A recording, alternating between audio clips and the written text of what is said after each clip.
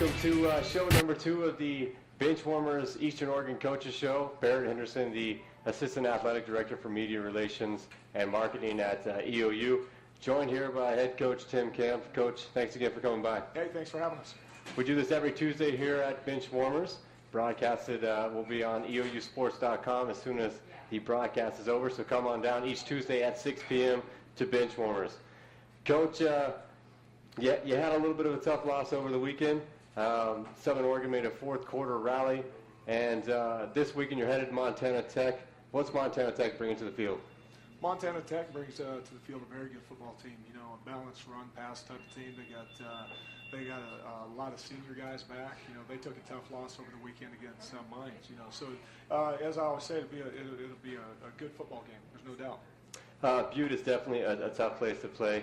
EOU's 2-5 there since 2000, but last year you picked up a 32-20 win in Alumni Coliseum. Tech returns 14 starters from that team, including the running back Skylar Neutral, quarterback Matt Comack, and wide receiver JT McIntyre. Those are 3 very good players.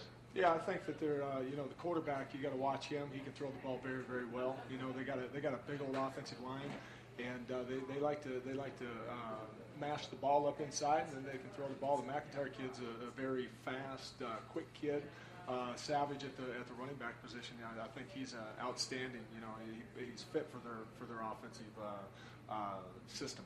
Now we talked a little about their offense, but the Ore Diggers had a very good defensive game. 4 interceptions last weekend, even though, as you mentioned, they came out with a loss at home, 20-3. They also blocked a punt. What does your offense do against a defense like that?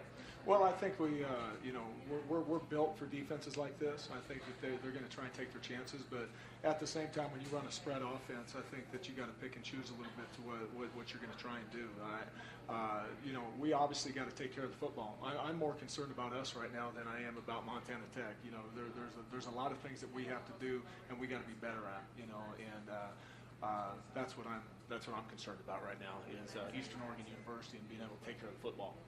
Frontier Conference, a slow start last weekend to say the least. Montana State Northern, although really picked up a big victory, and that was at Montana Western. They won 20-3. Talk a little bit about the Frontier Conference right now. Well, I think it's small college football in general. I mean, anybody can win anytime.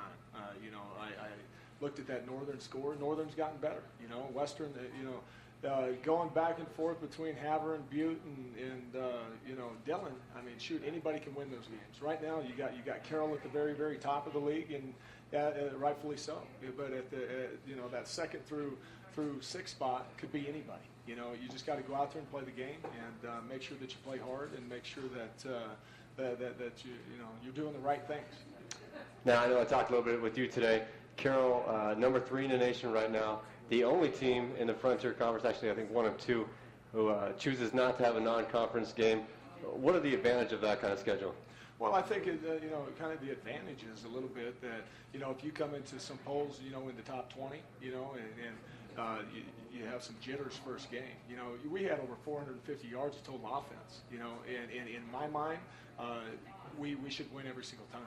You know, when you do that, we had great productivity out there, but at the end of the day, you know, Southern Oregon did a really, really nice job of being able to fight back. And but I think what you get, you know, you get a 10-game schedule, you know, and a game that happens in August, you know, could come back to affect you, you know, in November, and that's the one thing that happened to us last year, you know. But at the same time, you got to win those games. If you're up 30-14 with 6 minutes left and you don't win the game, come on. You know, that's really a joke in my mind. Well, Coach, we wish you the best of luck, and have a safe trip to Butte, and good luck this weekend. Will do. It'll be the best trip ever, promise.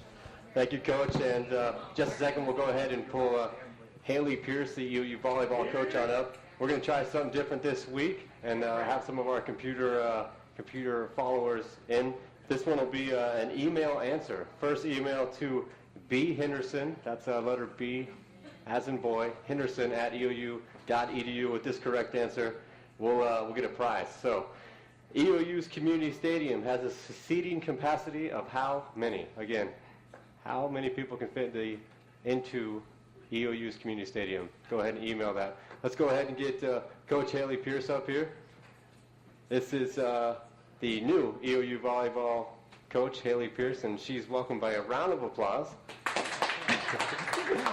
Right on command. Coach Pierce coming off of her first weekend as a collegiate coach, and she picked up 3 big victories, including one last night. Coach, how does it feel? It feels really good. It was a really exciting win yesterday in 3, and it was against a good team that served really hard and played great defense, so it's always good to come out with a win against a team like that. Now, I know you didn't have the result you really wanted against Rocky Mountain, but what was it like coaching against them and back in Montana again? It was fun. It was kind of hard to see my old team there and hug the girls and then have to go on the court and play against them. But we did know everything they did, and we adjusted pretty well to what they did. But they're taller than us across the board, and they're older. But our girls played hard, and for our first game, we were really excited about the outcome of that game. Even though we lost, we still learned a lot and played hard. Last night you had your home opener against Walla Walla University, and I'd love to know what you told the girls after a first game. Final score 25-21, you guys won, but the second game you won 25-8. What kind of things did you tell them after that first game? Oh, that one's a big secret. I told them how to adjust to a different kind of offense than we've seen in the Frontier Conference. It was a little bit smaller team, and they were better at defense than they were at offense, and so it was an adjustment for our team to have to block differently and have to play defense a little bit differently with that team than the ones we've seen. So talked to them a little bit about that in the timeouts, and we came back in the second and third game and were able to adjust to that. Now this weekend you open up the conference schedule against Northwest Christian and Corbin University. What do you know about the Cascade Conference so far this season? Well, I know mostly what my assistant coach Grace tells me and what I hear from some of the returning girls, but I know that Corbin College has a lot of returners, and they've recruited a few really good athletes, and they'll be on the rise, and they're pretty good.